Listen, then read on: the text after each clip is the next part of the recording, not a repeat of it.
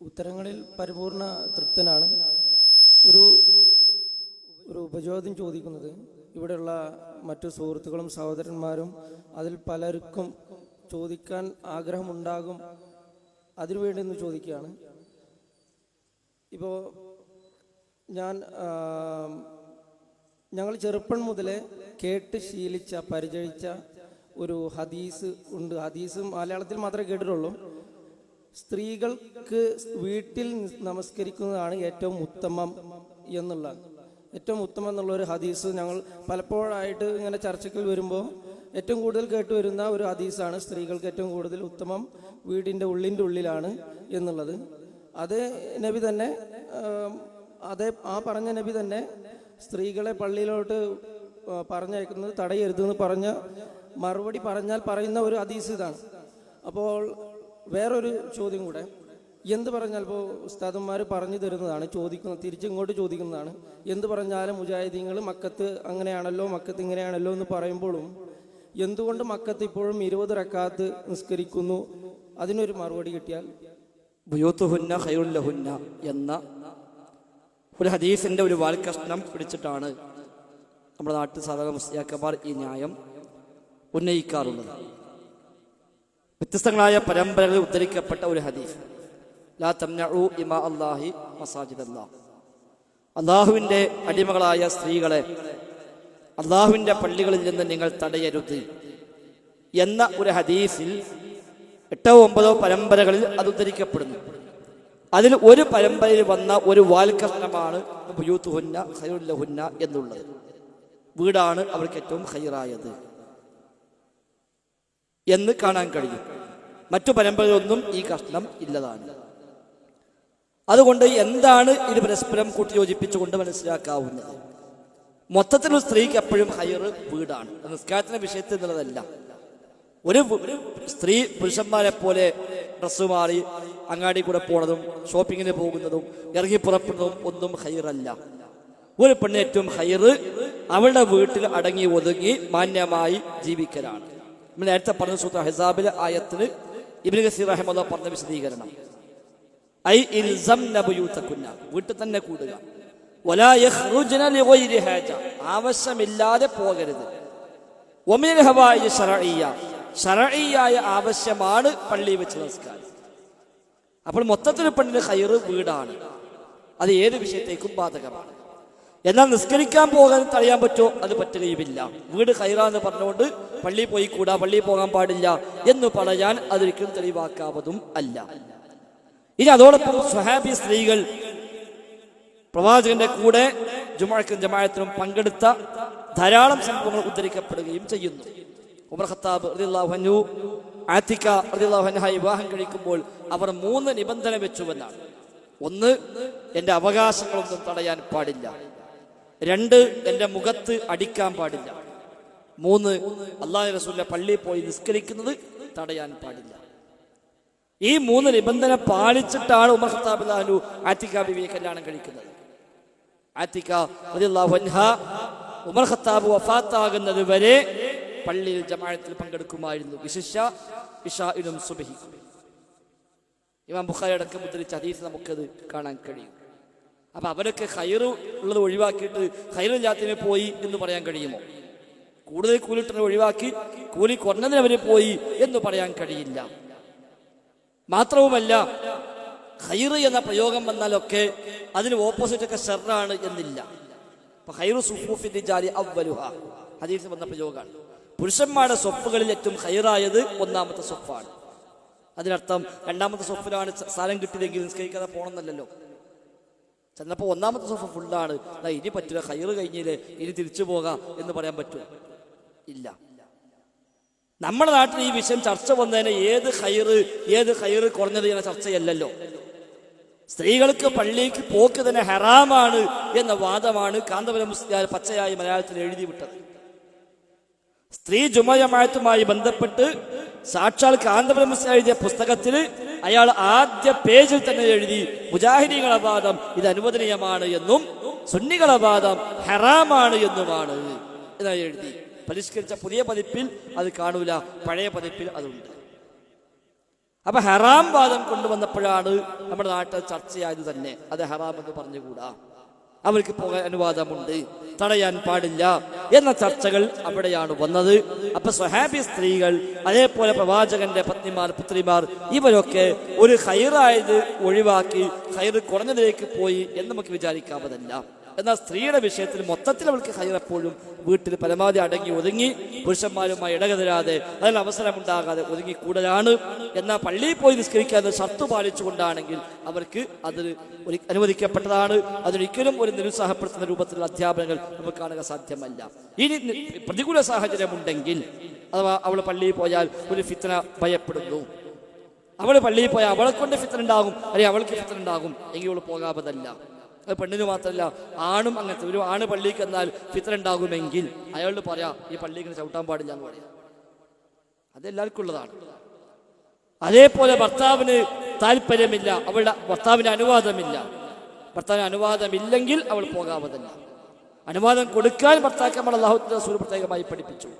എന്നാൽ ഒരു ഭർത്താവ് അനുവദിക്കുന്നില്ലെങ്കിൽ ആ ഭർത്താവിന്റെ മറികടന്ന് പോകാൻ അവൾക്കൊരിക്കലും അനുവാദമില്ല. അപ്പോൾ അവൾക്ക് വീടാണ് ഖൈർ. ഭർത്താവിന് ഇഷ്ടമില്ലെങ്കിൽ, അനുവാദമില്ലെങ്കിൽ, ഭർത്താവ് തടയുന്നുവെങ്കിൽ അവൾക്ക് വീടാണ് ഖൈർ. എന്നാൽ ഭർത്താക്കന്മാരോട് പറഞ്ഞു, ലാ തംനഉ ഇമാ അല്ലാഹ്, അള്ളാന്റെ അടിമകളായ സ്ത്രീകളെ റബ്ബിന്റെ പള്ളിയിൽ നിന്ന് നിങ്ങൾ തടയരുത് എന്ന് നബി തങ്ങൾ പറഞ്ഞു. മറ്റേ ഹദീസിൽ ഇഖ്ദനൂ ലിന്നിസാ, നിങ്ങൾ സ്ത്രീകൾക്ക് നിങ്ങൾ സമ്മതം കൊടുക്കണം. നിങ്ങൾ പള്ളിയിലേക്ക് അനുവാദം ചോദിച്ചാൽ, ഇസ്തഗ്ദനകും നിസാഉക്കും, നിങ്ങൾ സ്ത്രീകൾ നിങ്ങൾ അനുവാദം ചോദിച്ചാൽ ഫഅ്ദനൂ ലഹുന്ന, നിങ്ങൾ അവർക്ക് അനുവാദം കൊടുക്കണം തുടങ്ങിയ അധ്യാപനങ്ങൾ ഹദീസുകളിൽ ധാരാളം കാണാം. ഇമാം ബുഖാരി, മുസ്ലിം അടക്കം മുദ്രിച്ച ഹദീസുകളാണ് അവയെല്ലാം എന്നത് കൂടി നമ്മൾ കൂട്ടി വായിക്കുക. രണ്ടാമത്, മക്കത്ത് തറാവീഹ് 20 ഉണ്ടല്ലോ എന്നാണ്. മക്കയിൽ തറാവീഹ് ഇന്ന് നടക്കുന്ന 20 പല കാലഘട്ടങ്ങളിൽ പല രൂപത്തിൽ അവിടെ നമസ്കാരങ്ങൾ നടന്നു വന്നിട്ടുണ്ട് എന്ന് പണ്ഡിതന്മാർ വിശദീകരിക്കുന്നു. അത് എന്തുകൊണ്ട് അങ്ങനെ വന്നു? അല്ലാഹു റസൂലിന്റെ കാലഘട്ടത്തിൽ, സ്വഹാബത്തിന്റെ കാലഘട്ടത്തിൽ എല്ലാം അവിടെ തറാവീഹ് 11 റക്അത്താണ്. അത് വ്യക്തമായ ഹദീസിൽ സ്ഥിരപ്പെട്ട് കിടക്കുന്നു. പിന്നീട് കാലക്രമേണ ആളുകൾ ദീർഘമായി നിസ്കരിക്കാൻ കഴിയാത്ത ദുർബലത അനുഭവപ്പെട്ടപ്പോൾ അവർ ഇടക്കിടക്ക് സലാം വീട്ടി അങ്ങനെ നിസ്കാരത്തിന്റെ റക്അത്തിന്റെ എണ്ണം വർദ്ധിക്കുന്ന ഒരു പ്രവണത പിന്നീട് വന്നു. അതാണ് ഇമാം മാലിക് പറഞ്ഞത്, വലാ അദ്രി മിൻ ഐന ഉഹ്ദിസ ഹാദാ റുകൂഉൽ കസീർ, അധികമുള്ള റക്അത്തുകൾ എവിടെ നിന്ന് വന്നുവെന്ന് എനിക്കറിയില്ല എന്ന് ഇമാം മാലിക് പറഞ്ഞത് ആ പശ്ചാത്തലത്തിലാണ്. ആ കാലഘട്ടം മുതൽ വ്യത്യസ്ത എണ്ണം ഉണ്ടായിട്ടുണ്ട്. 20 എന്നുള്ളതല്ല, വ്യത്യസ്ത എണ്ണങ്ങൾ. അല്ലാഹു റസൂലിന്റെ കാലത്തുള്ള ശൈലി, ഇശാ നിസ്കാരം കഴിഞ്ഞ് സുന്നത്തും കഴിഞ്ഞാൽ നേരെ നിസ്കാരം ആരംഭിക്കുന്നു. ദീർഘമായി ഖുർആൻ ഓതി നബി തങ്ങൾ നിസ്കരിക്കുന്നു. 3 ദിവസമാണല്ലോ ജമാഅത്തായി നിർവഹിച്ചത്. ആ നമസ്കാരം അവസാനിക്കുമ്പോഴേക്ക് ഏകദേശം സുബഹിയോടടുക്കുന്നു. ഞങ്ങൾക്ക് അത്താഴം കഴിക്കാൻ സമയം കിട്ടുകയില്ല എന്ന് ഭയപ്പെട്ട് ഞങ്ങൾ വീട്ടിലേക്ക് ഓടുമായിരുന്നു എന്ന് സ്വഹാബിമാരെ പറയുന്നു. അതാണ് അന്നത്തെ നിസ്കാരം.